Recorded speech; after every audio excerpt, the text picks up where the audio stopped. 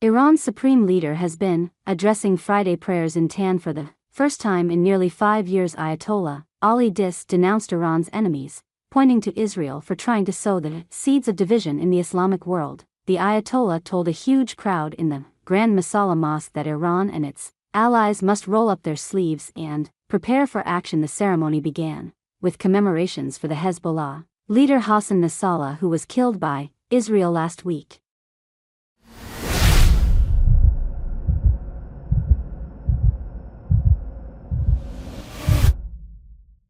Well, it was a significant speech coming at a time when herein, Israeli leaders are basically planning their response to Tuesday night's Iranian missile attacks on Israel, and that response we feel here, that could come any moment, any hour, any day now, and no doubt Israeli leaders were watching what's going on in Tehran too, where, as you say, the Iranian leader for the first time in nearly 5 years appeared at a massive mass prayer in Tehran to basically mark what has been going on in the last few weeks, and also particularly the killing of the leader of Hezbollah. Recently he was very defiant, he was angry, he called on Muslim nations to unite. He said the enemy is enemy of all of our nations is one, whether we are in Iran, whether in Iraq, Syria, Egypt, all these countries that he named, basically Egypt, Yemen, where he says our enemy is one enemy,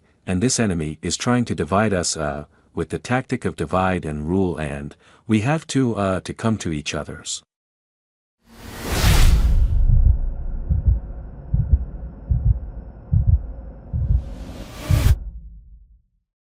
support. He supported the Hamas attack on October the 7th on Israel. He said this attack was a correct, rational, and legal, as he called it. He also praised Iran's action on Tuesday night, firing nearly 200 ballistic missiles into Israel, saying that that was also legitimate and legal. He said it was the least punishment for Israel, who he called the rabid dog of the U.S. in the region. He also particularly was called on Palestinians to resist the Israelis.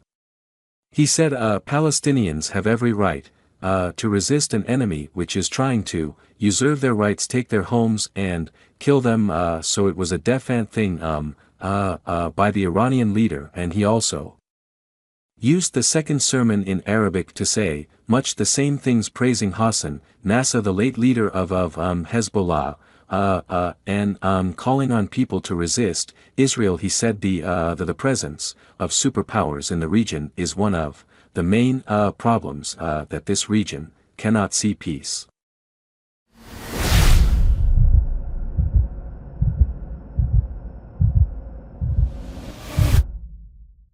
He was obviously talking. We're seeing pictures of the tens of thousands of people that were listening to him directly. Who do you think as he was speaking he was addressing his message to?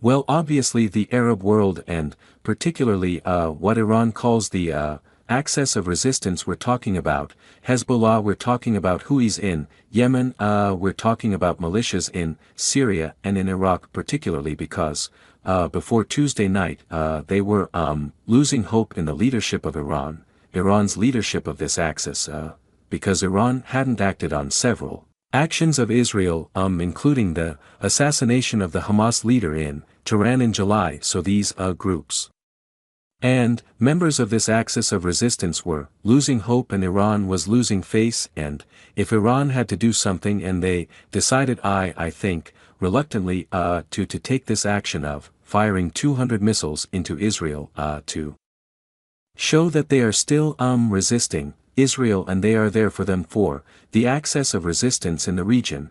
I say reluctantly because I feel that Iran is not in a position to enter a war really, militarily, politically, economically. Militarily, Iran is no match for Israel, particularly Israel's air superiority. Politically, Iran regime and Ayah are vastly unpopular in Iran, and it's not quite certain that, if a war breaks out, the Iranian population as a whole will back that kind of a war that they think it's got nothing to do with Iran.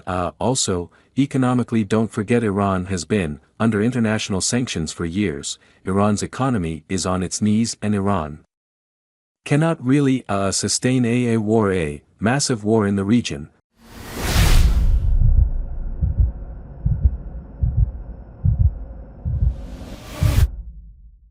Thanks for watching this video.